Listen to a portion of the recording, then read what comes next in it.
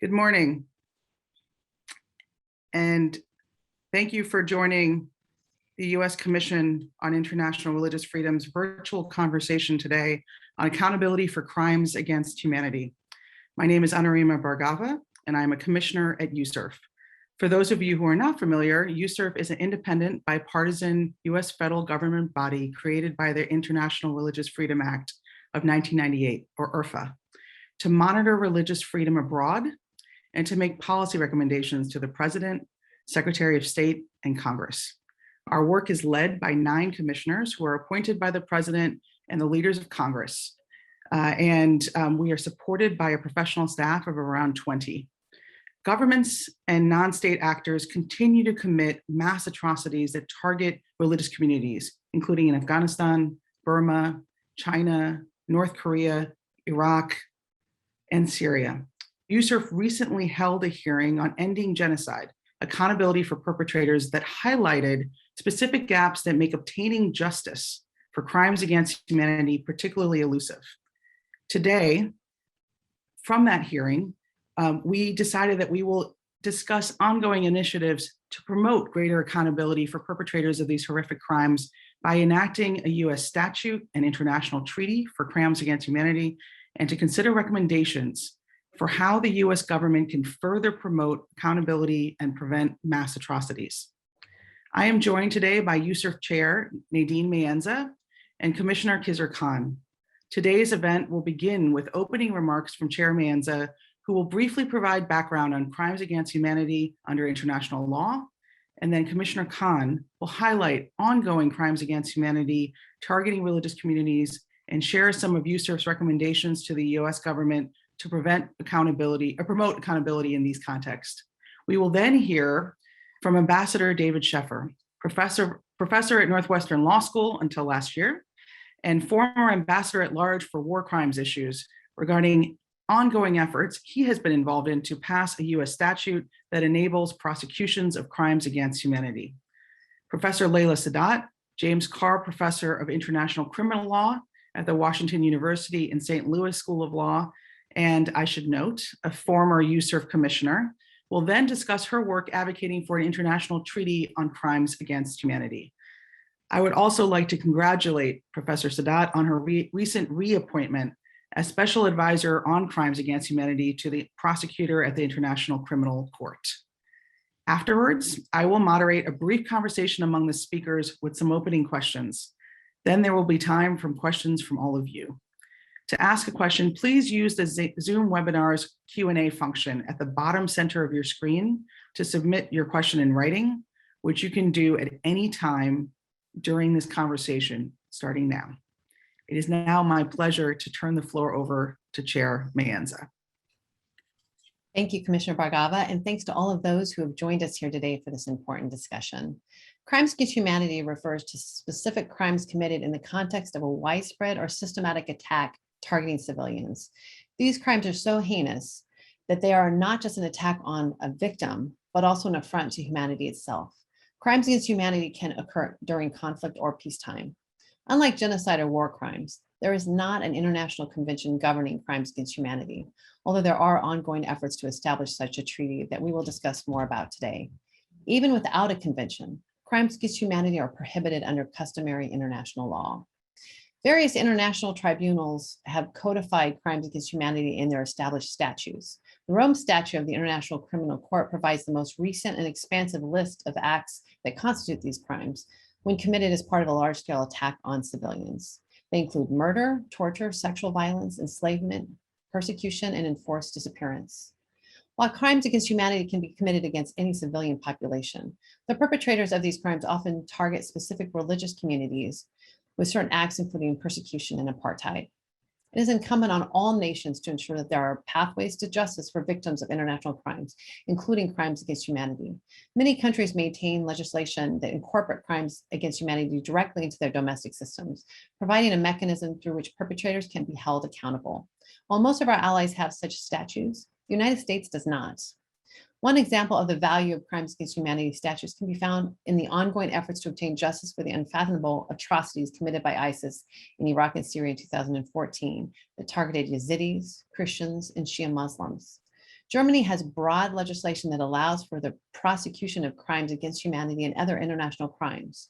Pursuant to this law, in April of this year, a German court found a German woman guilty of aiding and abetting in crimes against humanity, among other crimes, for abuses against a Yazidi woman while she was a member of ISIS. The defendant married a high-ranking ISIS member and regularly invited her to her apartment with another ISIS member who enslaved a Yazidi woman and forced her to clean the house of the accused on at least 50 occasions. This verdict was a milestone in the Yazidi community's quest for justice and important as it recognized the humanity of the survivor. This case is only a first step. While a limited number of ISIS members continue to undergo prosecution in European courts, many ISIS fighters responsible for those atrocities remain at large. The United States must support further efforts to bring ISIS fighters to justice, including by ensuring that our legal framework effectively facilitates the prosecution of international crimes. I will now turn it over to Commissioner Khan.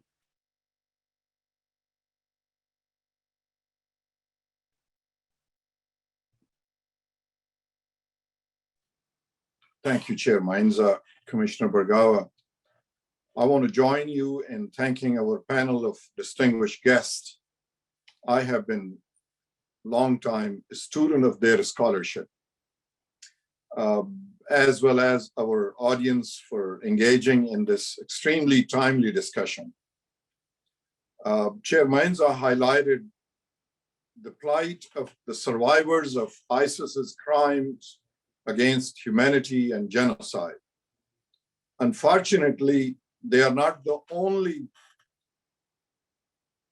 alone as persecuted religious community seeking justice for international crimes. In 2017, the Burmese military perpetrated with what the United Nations described as genocidal intent, mass killings, torture, and rape against the mostly Muslim Rohingya in Rakhine State, forcing over 700,000 to flee to Bangladesh within days.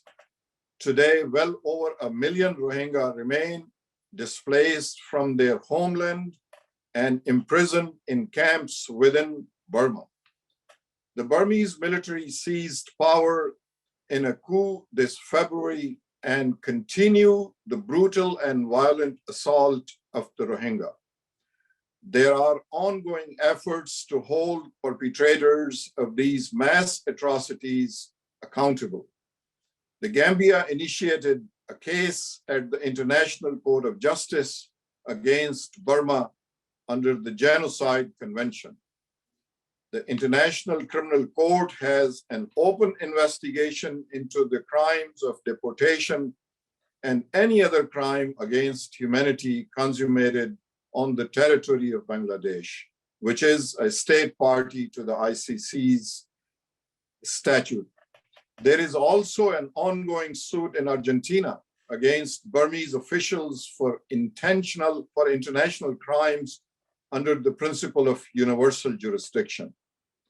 USCIRF has called on the US government to actively support these efforts, including by assisting and strengthening the documentation of mass atrocities. These accountability efforts are part of the broader toolkit that governments have promoting justice. To further support accountability, we have also recommended that the US government definitively and publicly conclude whether the ongoing and severe atrocities committed by the Burmese military meet the legal definition of crimes against humanity and/or genocide, and to impose targeted sanctions on those responsible for these crimes. There are also crimes against humanity and genocide unfolding against Uyghurs and other Turkic Muslims in Xinjiang, China. The horrors occurring in Xinjiang are unfathomable, with ongoing crimes against humanity, including persecution, mass, arbitrary detention and arrest, torture, disappearances, enslavement, rape, enforced sterilization, and other forms of sexual violence, murder, and apartheid. We have urged the US government to urgently work together with like-minded governments to take measures to hold China accountable for these crimes and stem future atrocity crimes. This is particularly important as international courts are currently inaccessible to Uyghur victims. I would like to turn it over to Ambassador Schaefer to discuss efforts to establish US statutes on crimes against humanity. Thank you very much. Ambassador Schaefer. Thank you, Chair Manza and Commissioners Bhargava and Khan and the other commissioners with us today for this opportunity to briefly address you about accountability for crimes against humanity. My distinguished colleague and former commissioner, Professor Leila Sadat, will follow me and focus much of her testimony on the critical Convention on the Prevention and Punishment of Crimes Against Humanity, with which I am very familiar and support its advancement at the United Nations and among governments. I will use my limited time, and this will take no more than 10 minutes, to focus on the need to adopt crimes against humanity legislation in the United States, an objective I've been working on for 12 years and is closely related to the purposes of the convention. First, I will speak to this issue from the perspective of religious freedom. At Nuremberg, the Holocaust was first and foremost prosecuted by US prosecutors as a crime against humanity with deeply embedded religious origins. If one surveys the atrocity crimes, namely genocide, crimes against humanity, and war crimes committed in recent decades and currently, religious violence stands out as a core element of many of these prejudicial assaults against multitudes of victims. Recall Cambodia and the Muslim Cham in the late 1970s, Bosnia in the early 1990s, Sudan for decades, ISIS and its rampage through the Middle East several years ago, including against the Yazidis, and today the Uyghurs in China, the Rohingya in Myanmar, and continuing religious turmoil in Nigeria, Kashmir, Yemen, Armenia, Azerbaijan, Ethiopia, the Holy Land, and Northern Ireland. Not everything that has transpired in these religion-stoked situations constitutes crimes against humanity, but this atrocity crime has left and continues to inflict far more scars on humankind than any other international crime. The World Economic Forum reported in 2019 that religious violence across the globe is rising. That trend continues to this day. So this is reality knocking on our door. Many of the criminal acts under crimes against humanity have been employed in religious conflicts globally. Widespread or systematic commission of murder, extermination, forcible transfer of population, torture, mass rape, or other forms of sexual violence, persecution that can underpin ethnic cleansing on religious grounds, and unspecified inhumane acts that are confirmed by courts. Indeed, the London Charter of the Nuremberg Trials and the Rome Statute of the International Criminal Court explicitly codified religious persecution as a crime against humanity. Regrettably, there is a gap in federal criminal law regarding crimes against humanity, as already noted. Even though federal courts often have invoked crimes against humanity as enforceable, customary international law in civil law matters. As recently as September 15th, the US District Court in the Eastern District of Pennsylvania granted summary judgment against a former Liberian warlord, Moses W. Brown, for war crimes and crimes against humanity in a civil lawsuit brought by survivor victims under the Torture Victim Protection Act and the Alien Tort Statute. One can no longer logically argue that crimes against humanity committed on such a large scale should be absent from the federal criminal code, as if they merit the imprint of impunity. Frankly, this is an antiquated omission that could be viewed by others as an ever-shining green light to commit crimes against humanity without fear of US criminal justice. For many years, I and others have pointed to this glaring gap in federal criminal law.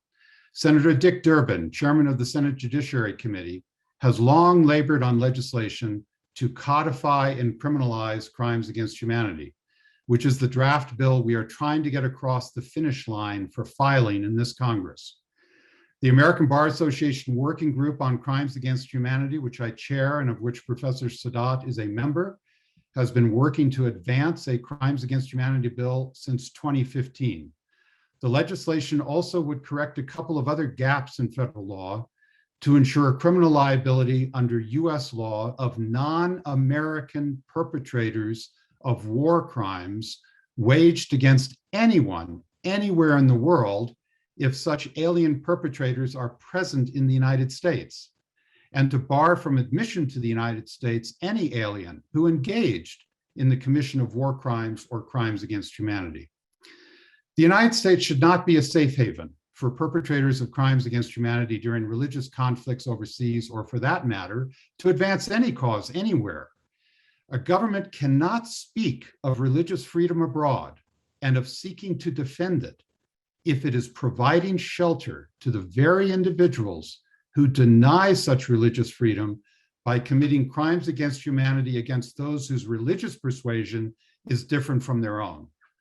The interests of victims of crimes against humanity remain paramount. Provided jurisdictional requirements are met, the US legal system should be structured to enable US attorneys to meet victims yearning for justice. Nor would it be plausible to permit an American citizen to commit crimes against humanity at home or abroad without being subject to criminal punishment under US law. We have not accepted any such impunity for the commission of genocide, torture, or war crimes. And there is no rational argument why we should exclude crimes against humanity from the list of crimes that Americans must not commit or tolerate. We should be setting the example, particularly in the face of authoritarian regimes across the globe. Further, just as federal criminal statutes pertaining to genocide, war crimes, and torture do not carve out the US military from their reach, neither should the Crimes Against Humanity bill. While crimes against humanity and their tough contextual requirements are not explicitly designated as such in the punitive articles of the Uniform Code of Military Justice, there are a number of violations in such punitive articles that can be found or interpreted to fall within the corpus of crimes against humanity. A federal criminal law would ensure, just like with genocide, war crimes, and torture, that there is no loophole in federal law permitting the commission of crimes against humanity. If there were to be an international command decision to commit crimes against humanity and to do so as part of a known, widespread, or systematic attack against a civilian population, a scenario I would find shockingly un-American, then there must be an unambiguous means of accountability under US law. Even if one remains concerned about the exposure of American nationals in compliance with such international law, let me emphasize this point. Although the United States is not a state party to the Rome Statute, we would be foolish not to have a crimes against humanity law to enforce on our own will. The principle of complementarity under the Rome Statute applies to both states parties and non-party states to the treaty. Where a country has the capacity in its criminal law to investigate and prosecute crimes against humanity as crimes against humanity and not lesser crimes, then that country can avoid International Criminal Court scrutiny for any such crimes allegedly committed by its nationals, provided the government proceeds in good faith to investigate and, if merited, prosecute any such individuals. This principle serves the interests of a non-party state like the United States because the International Criminal Court may seek to investigate US nationals if there are allegations that those individuals committed crimes against humanity on the territory of a state party to the Rome Statute. The court must respect the United States when it responds in good faith that it will investigate alleged crimes against humanity, just as it can currently do with respect to alleged genocide and war crimes, if suspected by the court, provided there is federal law enabling its law enforcement authorities to investigate and prosecute crimes against humanity. If there is no such law, then the International Criminal Court can ignore American protestations and claim that the United States lacks the legal capacity to undertake the task, which the court then may proceed to undertake on its own.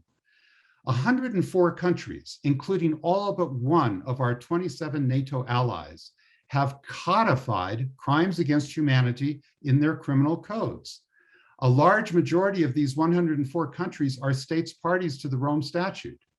National laws empower such countries to exercise their full complementarity rights under the Rome Statute, essentially requiring the court to back off. But the United States oddly remains, because of this gap in federal law, more exposed to the court's jurisdiction than most states parties under various scenarios.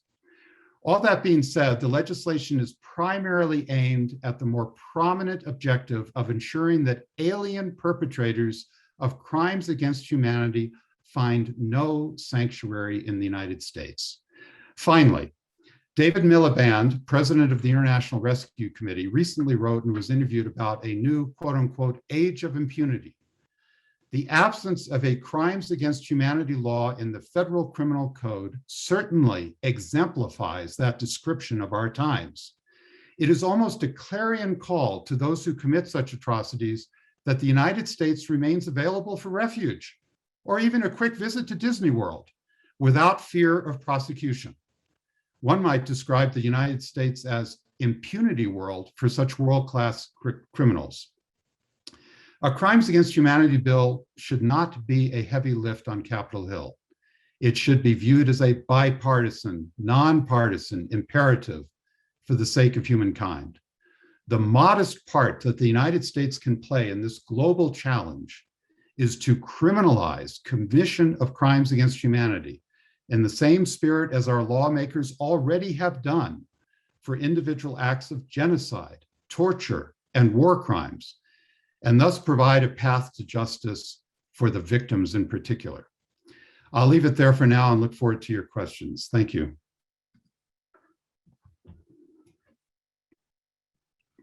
Thank you, Ambassador Shepard. Let me now turn to Professor Sadat. Thank you so very much, Madam Chair Mayenza and Commissioners Bargava and Khan, as well as the other commissioners, for this opportunity to briefly address you about accountability for crimes against humanity at the global as well as the national level. It is a true honor to appear before you, as well as a great pleasure having had the privilege of serving as a member of the Commission in the past. My congratulations to the Commission for its comprehensive 2021 annual report and its ongoing advocacy on behalf of religious minorities everywhere. My distinguished colleague, Ambassador David Sheffer, has already set out a compelling case for why the United States should adopt national legislation on crimes against humanity. As he notes, there is a regrettable gap in federal criminal law regarding crimes against humanity, which does not exist in the US Code, even though federal courts have often invoked it in civil cases. I would like to add to his testimony by noting that equally regrettable is the absence of a Crimes Against Humanity Convention at the international level, which could serve as a universal framework for preventing as well as punishing these atrocity crimes. As the members of this commission know all too well, crimes against humanity are some of the worst international crimes.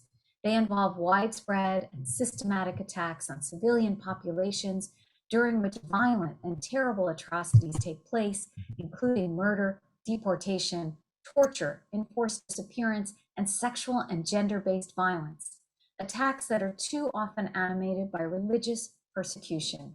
This was true in Nazi Germany, which attempted to exterminate the Jewish population of Germany and much of occupied Europe, and the threat of mass violence directed towards religious minorities or violence carried out by religious extremists is increasing.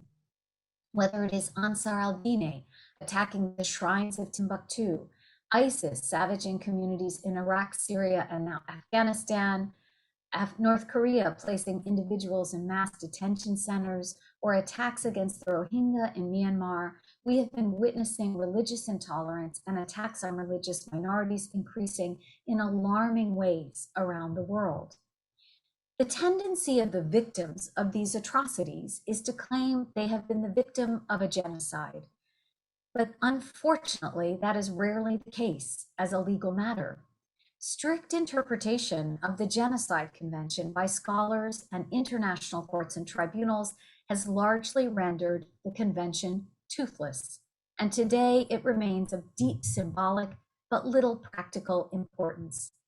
Courts have required that for a mass atrocity to qualify as a genocide, the attacks perpetrated must not only have been directed at one of the 4 groups protected by the convention, including religious groups, but that the perpetrators had the specific intent to destroy, in whole or in part, that religious group.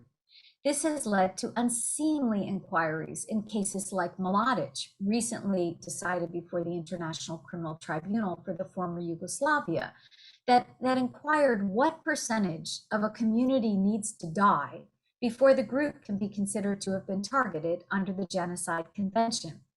And in that case, a majority of the appeals chamber decided that 128,000 deaths was insufficient. It has also led to searching analyses of the perpetrator's intent. Did they really intend to destroy the group, or did they just think if they killed or tortured enough of its members that they would flee and abandon their village? In addition, because the Genocide Convention only covers the destruction of groups as groups, it cannot easily be used in situations in which multiple groups are being targeted at the same time, as the perpetrators can always claim other motivations for their actions. Finally, under the prevailing judicial interpretation of the Genocide Convention, the group attacked must be defined in objective, positive terms, which can be difficult when the attackers and the victims are from different strands of the same religion. Conversely, under current jurisprudence, the crime against humanity of persecution can be proved in the negative by showing that the perpetrators are attacking all groups other than their own, such as non-Serbs in the Yugoslavia Tribunal, for example. The narrow reading of the Genocide Convention by courts and by scholars has resulted in a series of disappointing acquittals at the ICTY and epic battles between distinguished academics as to whether a particular set of mass atrocities qualifies as a genocide. This is evident in the arguments of the agents representing the Gambia and Myanmar before the International Court of Justice, in which one of the world's leading scholars on genocide has argued on behalf of Myanmar that even a policy of food deprivation and starvation might not be evidence of genocidal intent because it could simply have represented a policy of forcing the Rohingya to flee in order to stay alive, rather than manifesting a specific intent to destroy them. According to these experts, to infer genocidal intent from a pattern of conduct, it would be necessary to eliminate any other possible explanation for the perpetrator's conduct, a nearly impossible task.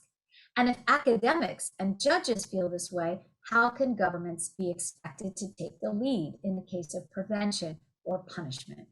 It is true that powerful dissents have been issued by judges at the International Court of Justice and the ICTY contesting these legal doctrines. However, they continue to be applied by courts and tribunals. I offer no comment to you on the legal correctness of these assertions or their moral quality. I simply take note of their potency and continued application. Next week, the Legal, or the Sixth Committee of the United Nations General Assembly, will take up the work of the UN International Law Commission on Crimes Against Humanity. The ILC's draft articles, which were completed in 2019, have been the subject of discussion in 2019 and 2020 before the Sixth Committee, which has unfortunately yet to take any action on them, even though a large majority of states approve of the draft articles and the concept of a new treaty, and Austria publicly offered to host a diplomatic conference for the drafting of a new convention for the prevention and punishment of crimes against humanity in 2019. Madam Chair, fellow commissioners, The world's continued inaction on this draft treaty is deeply disappointing.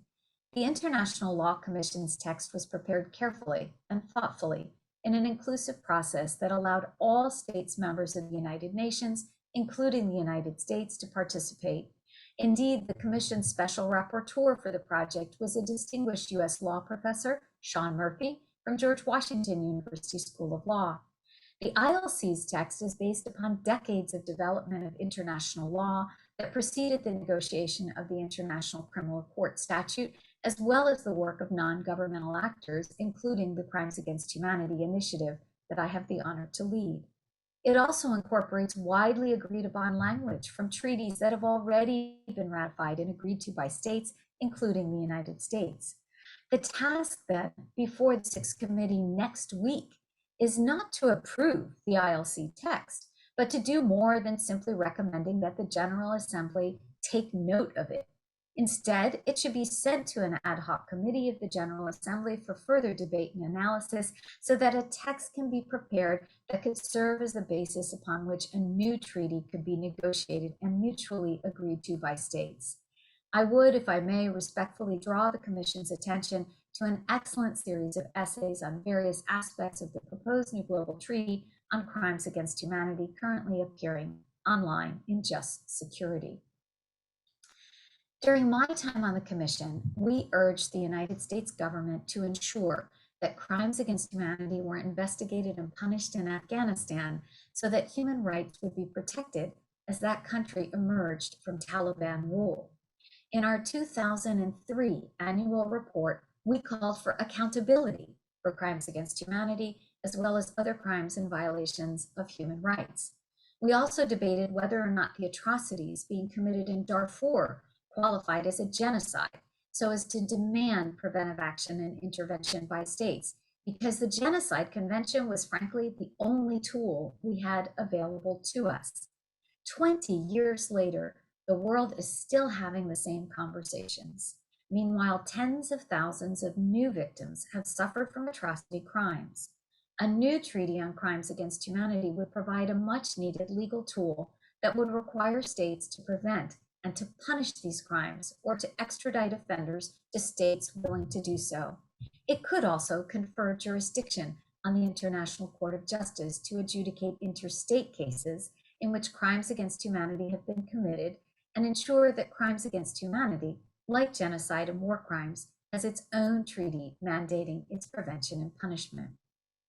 Just as global treaties on terrorism provide a framework for interstate cooperation regarding terrorist crimes, a new treaty on crimes against humanity would fill a critical legal gap in ensuring and promoting accountability for the commission of this atrocity crime of crimes. I hope that this commission, with its historic emphasis on religious persecution, which itself can be a crime against humanity, will urge the United States to take a leading role in the negotiation of this new global convention on crimes against humanity and actively support and join our friends and allies seeking to make good, finally, on the promise of never again. Thank you so very much for your kind attention. I look forward to your questions. Thank you so much to both of you for your work, your longstanding work, for the thoughtful and comprehensive presentations today and the ways in which you've actually teed up so many of the wonderful questions we're already getting in the Q&A. And I myself, I think, wrote down another 7 or 8, so we'll see how this goes. But I want to just encourage everyone who's joining us today, if you do have a question, please put it into the Q&A. We will try to get to the many great questions again so far, and anything else that we can that we can do in the time we have together. So I just want to jump in, if I can, quickly to get us started.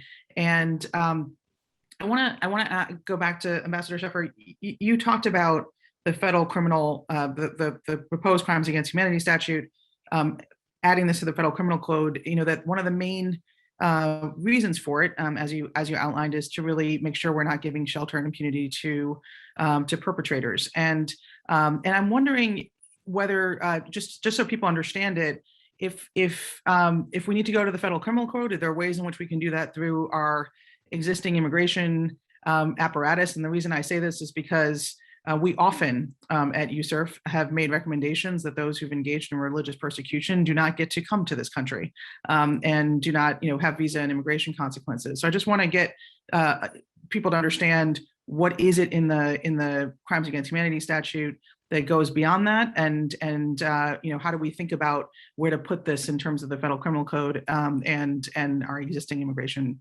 apparatus. Thank you, Commissioner. I'd be glad to answer that, and Layla may want to jump in as well. Currently, there is the capacity within our immigration laws, and there are statistics bearing this out, whereby the Department of or the ICE, immigration authorities, can actually deny entry to individuals who have committed certain human rights abuses. But there is no specific authority for them to deny admission to someone who has committed crimes against humanity. So that would be the first deterrent: change the immigration law to ensure that these individuals cannot be admitted. Now, often the way that happens, of course, is they're given a statement to sign, stating that they have not committed such crimes. I mean, that would be the provision. And then, of course, if they're found to have committed such crimes, then they can be subject to deportation if they've already been admitted into the United States. These deportations do take place, not in very large numbers, but they do take place through the Department of Justice and ICE for human rights abuses. But it's ignoring the larger picture, which is crimes against humanity. And so therefore, it would be very, very useful for immigration law to be so amended. And the bill that Senator Durbin is pulling together does so. So it fills that gap in an immigration law. Then that becomes off the deck. It's done. But it's also important that when these individuals are actually in the United States, we have not just the option to deport them. Why? Because we don't have crimes against humanity in our federal criminal code, but maybe they've lied on their immigration papers. That would give us the opportunity to actually recognize the full scope and seriousness of their criminal conduct and actually hold them to justice in our courts, unless, and the bill provides for this, unless the Attorney General determines that another country, if we deported that individual to another country, that country would actually undertake a full, fair, complete trial of that individual on crimes against humanity. Then, of course, we could use the discretion to deport that individual to a foreign court for that purpose. The end objective, however, is he or she must face justice for the commission of the mega crime of crimes against humanity, and not some, allegation, oh, you committed fraud on an immigration document, there you go, enjoy your future life in Bulgaria. So that's the issue. Professor Sadat, do you want to add anything to that? All right. Okay.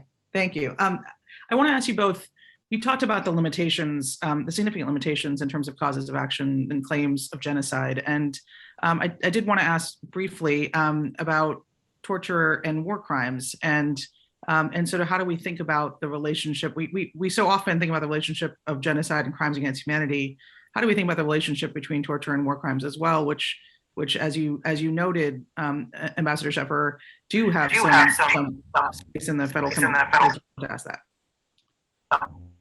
Yeah, I'll go first, but Layla really would be the expert.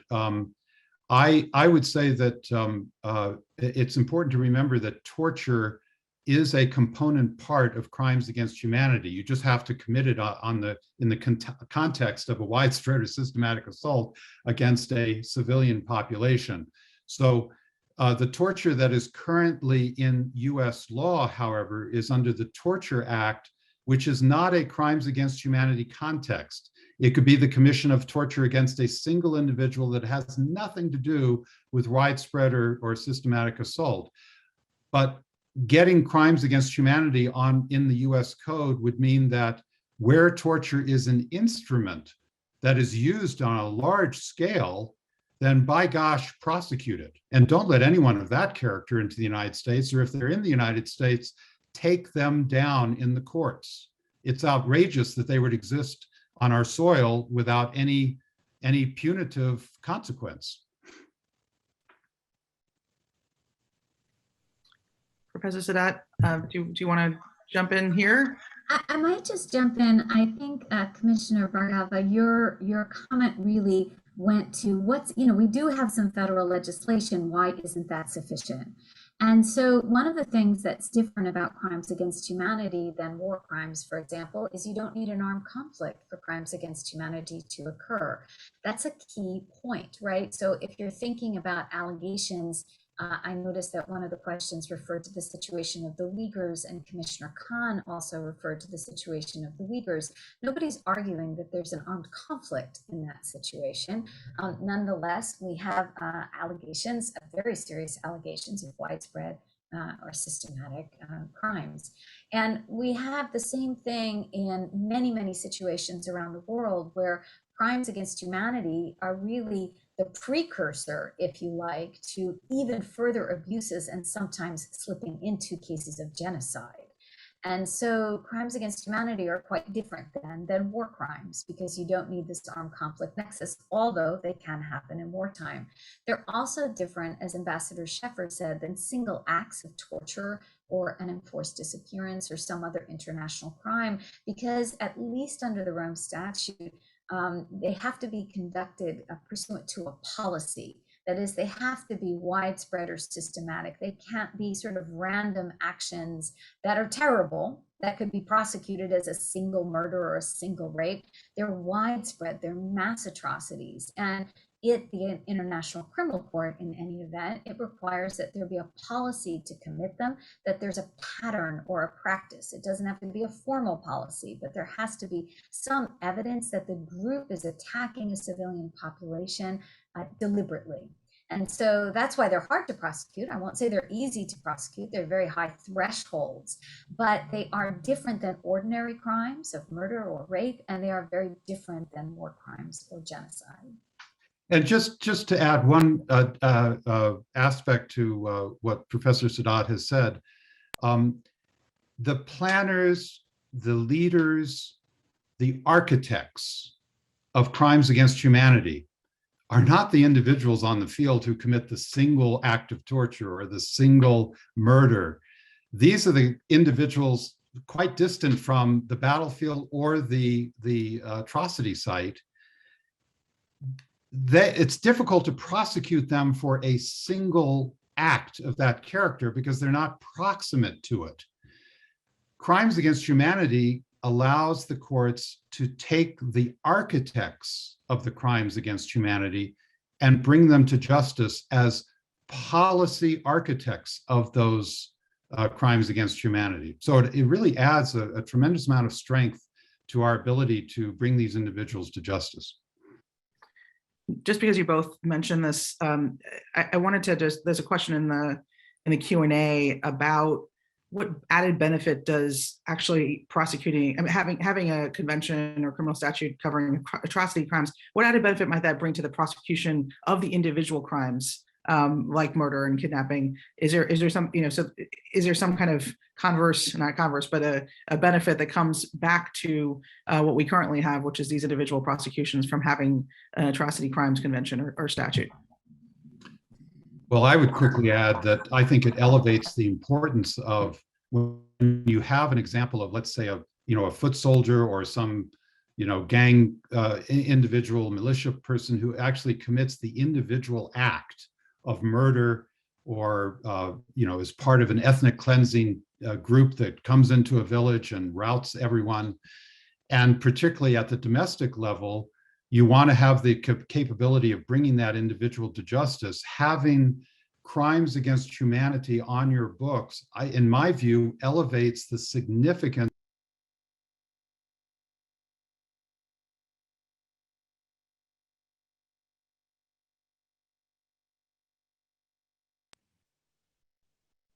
Oh, think you- shoot, was I on mute all that time?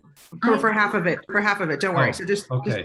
maybe the last. I would just quickly say that the former the International Tribunal for the former Yugoslavia,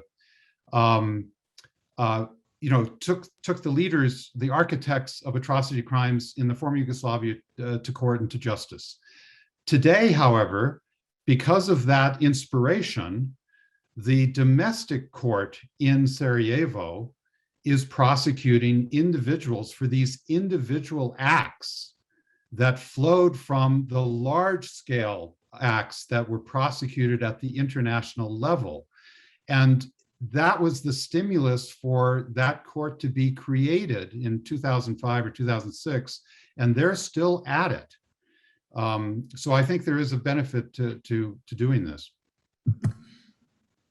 Commissioner Bargava, I might just add another thing that is very important, and why we have to create these specialized categories, why we can't use our ordinary laws on murder or rape.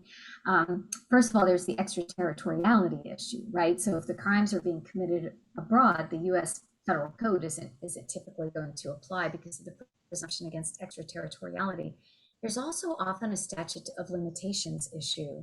Many times somebody doesn't discover that a perpetrator has been peaceably living abroad for a long time. If you think of the Eichmann trial, right? If you think of Klaus Barbie, if you think of the French cases where they found the perpetrators decades after the crimes had actually been committed, either because they had lived under an assumed name or disguised, or sometimes it was sort of in plain view and they were being protected. But many times it just takes a long time for the evidence to come out or the identity to come out. These international crimes don't have statutes of limitations the way national crimes do. And so that can be very important. There are all sort of details that surround the prosecution of crimes against humanity that account for the specificity of these often extraterritorial international crimes that we just don't have for our domestic crimes.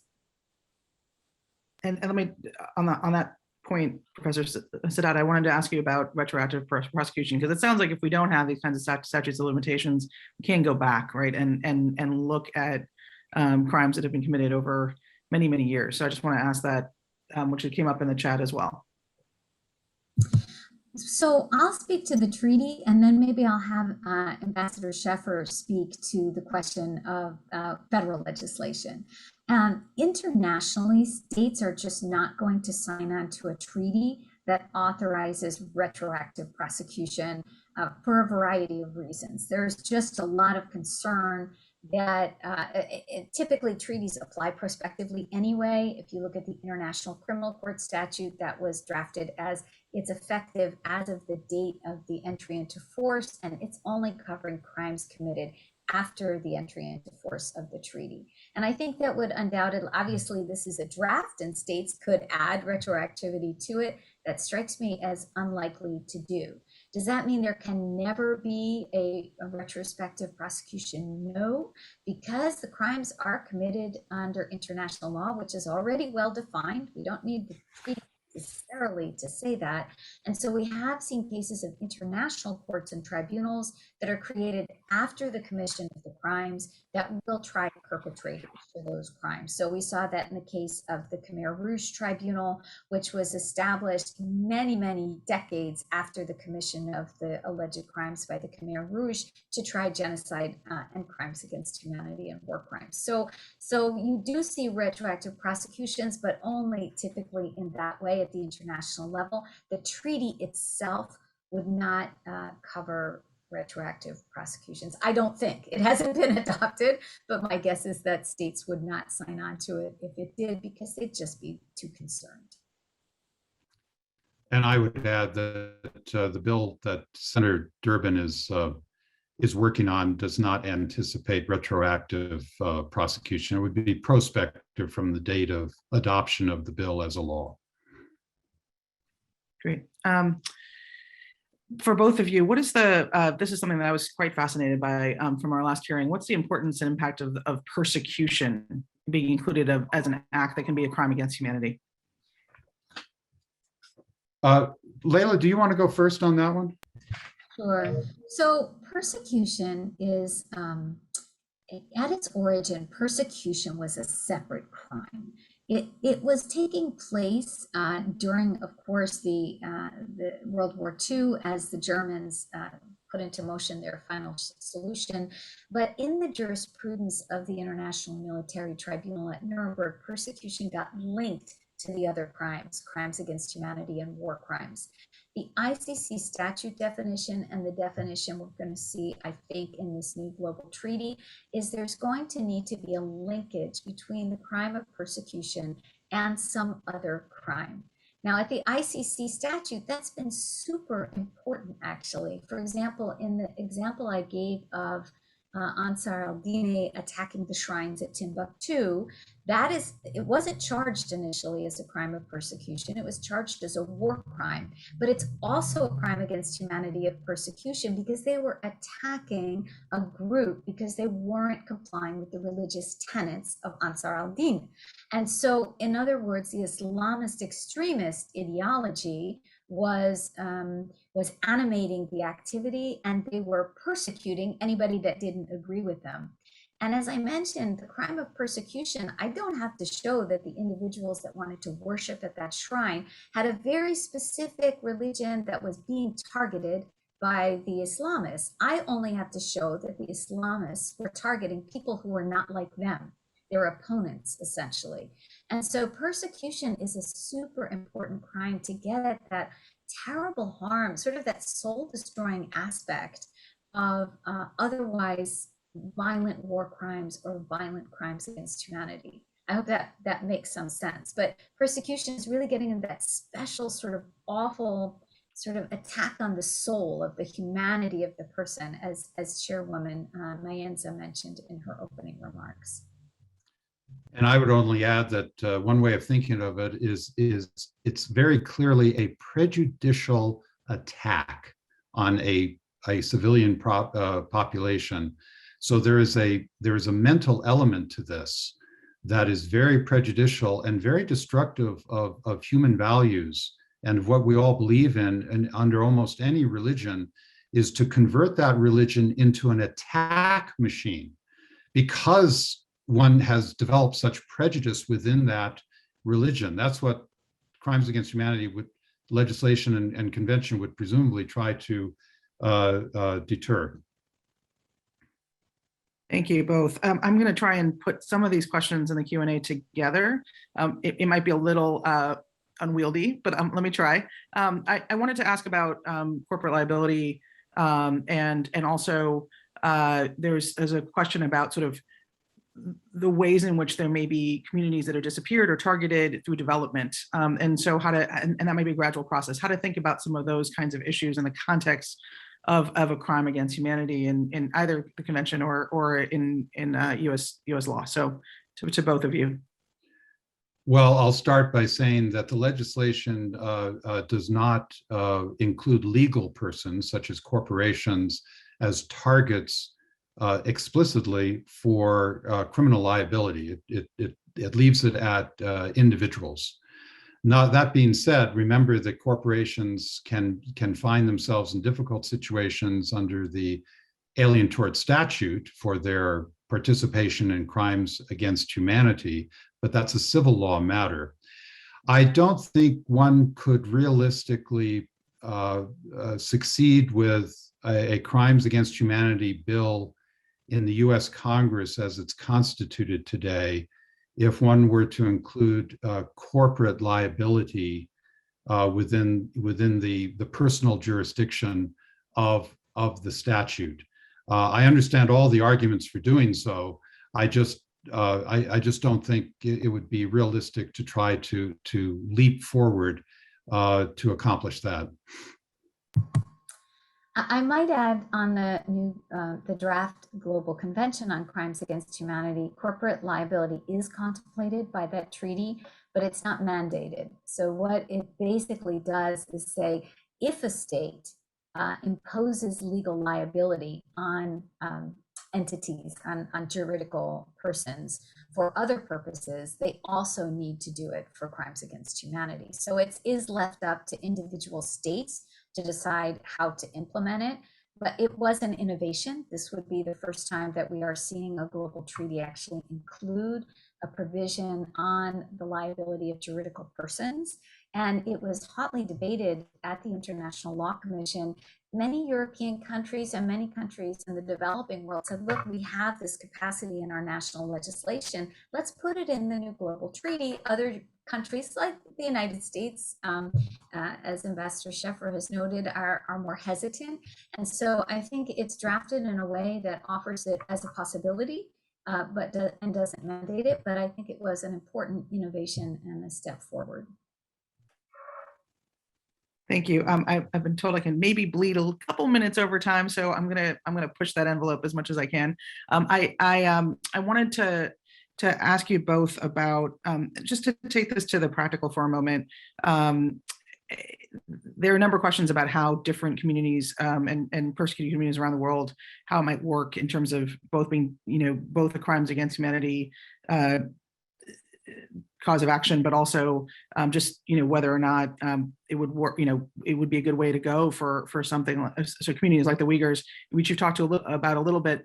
I just kind of want to ask how let's take the Gambia, who filed the legal suit in the ICJ for violating the Genocide Convention.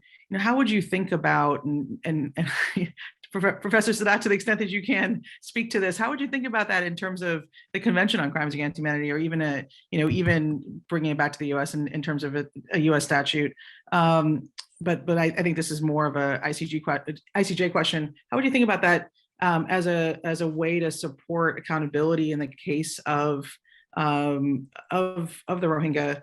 Just to give people a sense of how this might work differently, like what would be added, what would be the kind of benefits that would come, and what additional jurisdiction might the ICJ then have over what took place in Burma?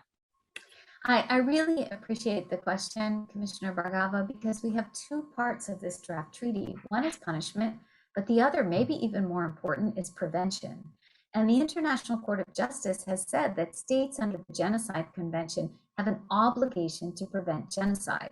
And they importantly said that in a decision, Bosnia versus Serbia, that was issued in, I want to say 2007.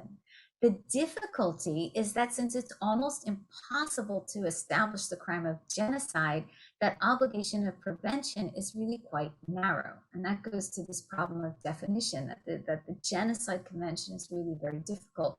I've heard scholars, pound on the table and say there have only been two genocides, Rwanda and the Holocaust, and they will go to their graves saying that. And I'm not sure, I don't want to disrespect my colleagues, but at the same time, when you have victimization in the hundreds of thousands, I think we have to do better than just say, well, the proper interpretation of the treaty is that it doesn't apply.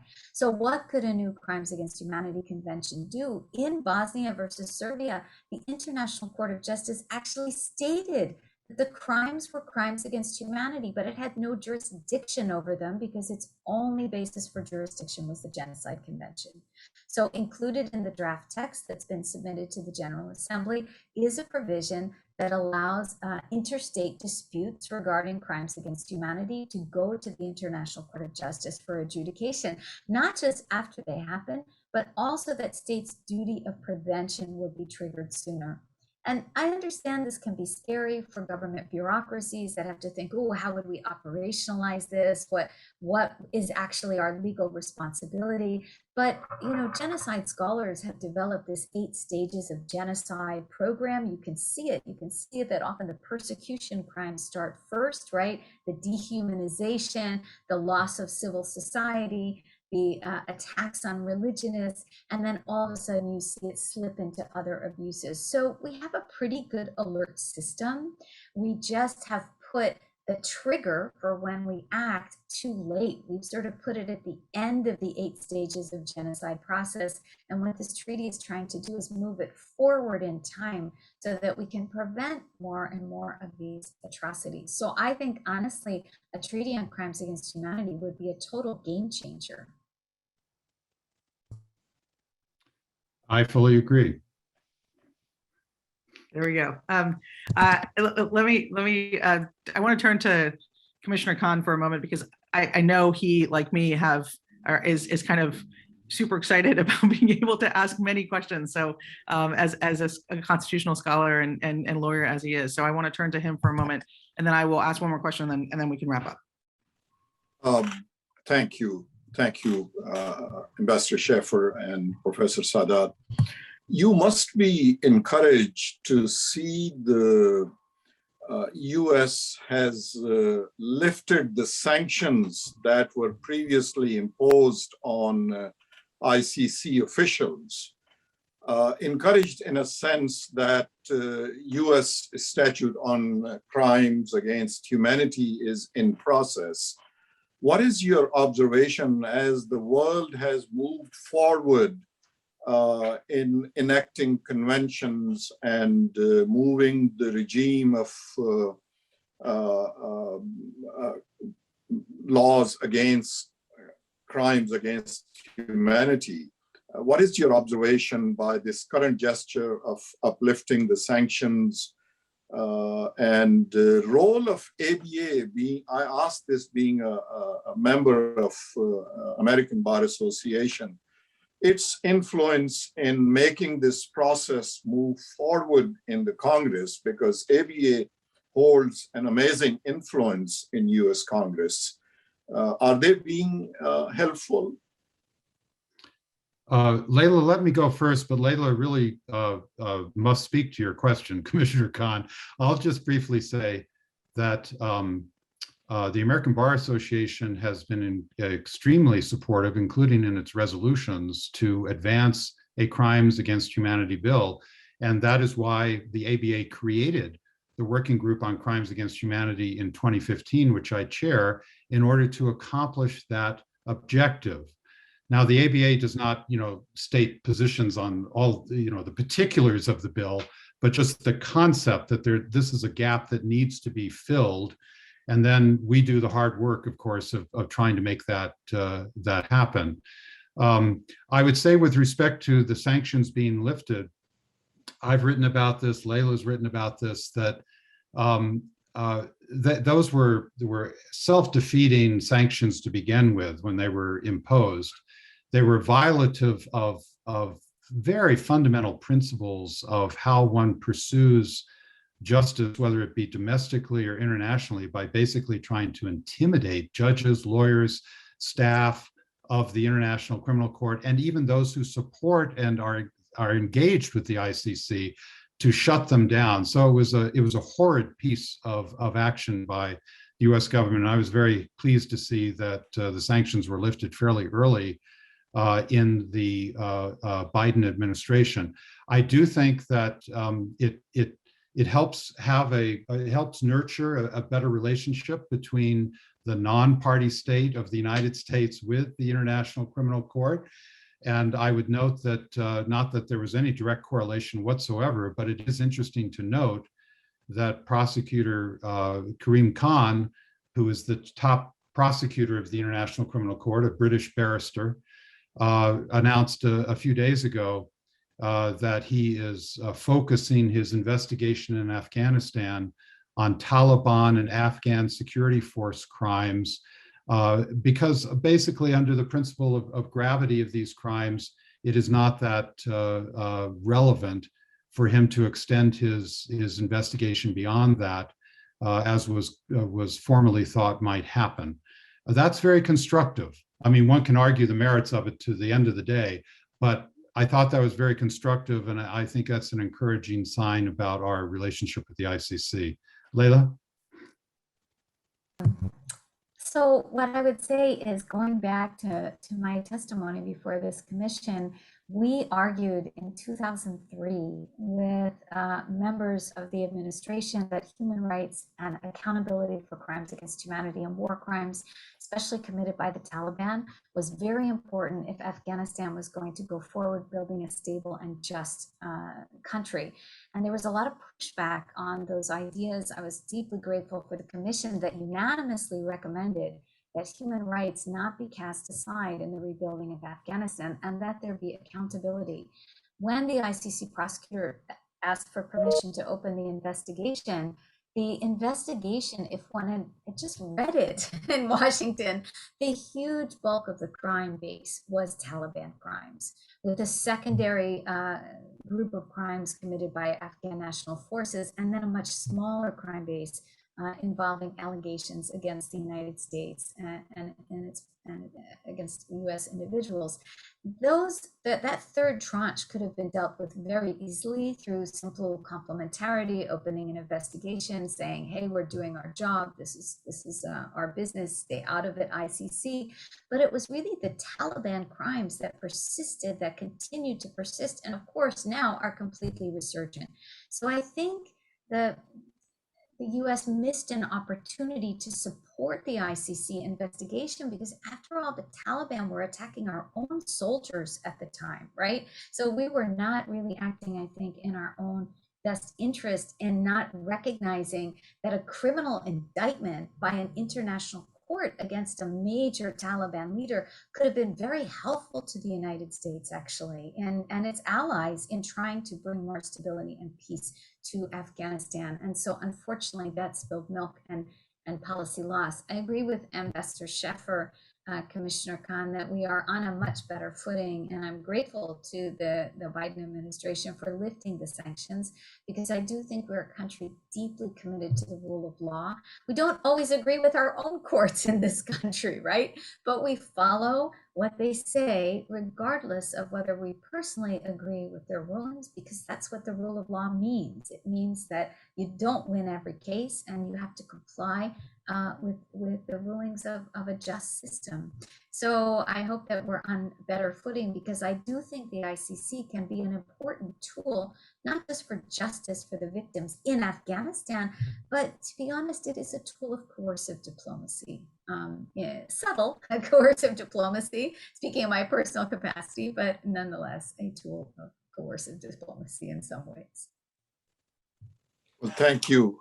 Please continue. You're making the difference.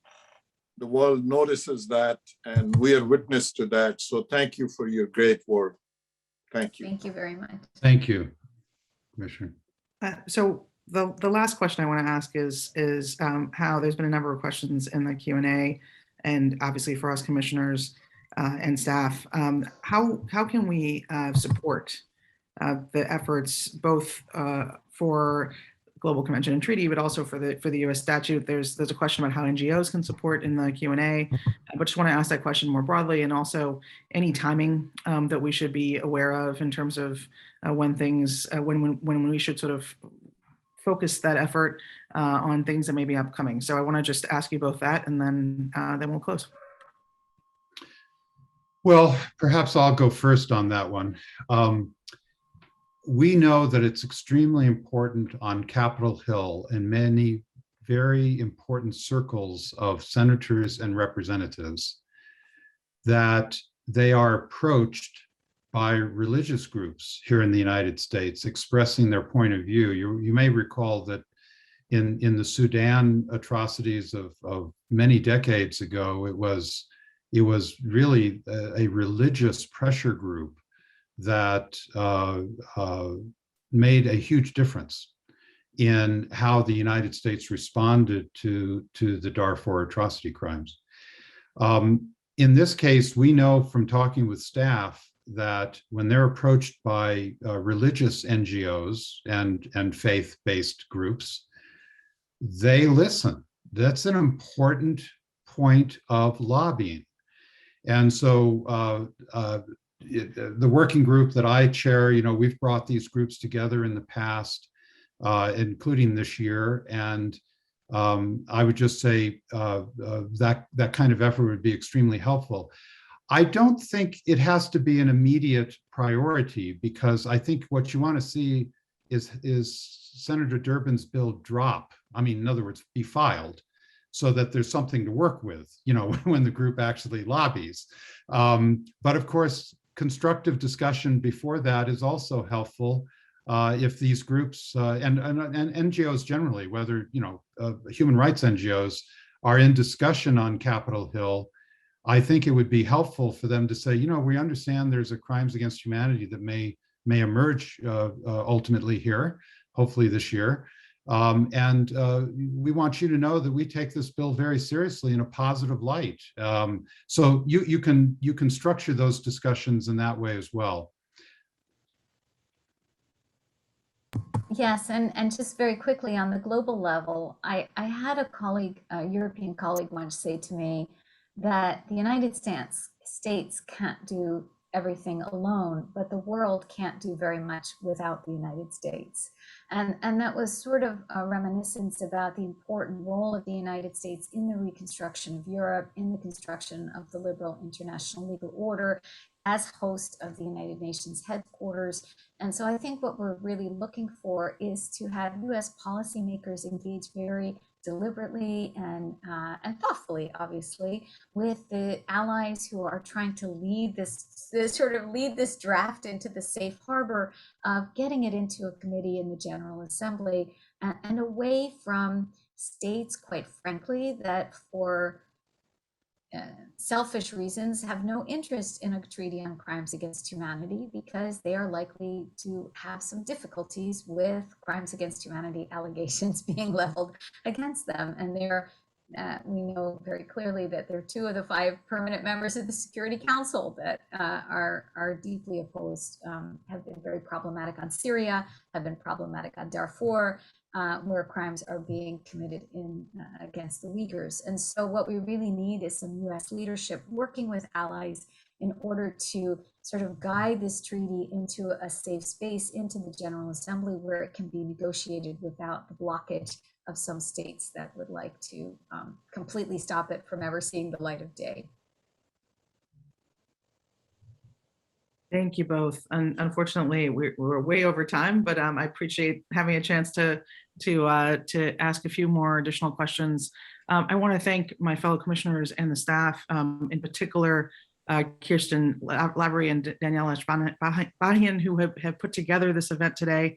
And I also want, of course, to thank both of you. It has been so extraordinarily helpful to hear your expertise and insights into how we actually make sure we do the work of the commission, which is to hold those who have engaged in violations of religious freedom, in persecution and violence, accountable. And if you would like to learn more about USCIRF's work on justice and accountability for mass atrocity crimes, I encourage everyone to visit our website at www.uscirf.gov.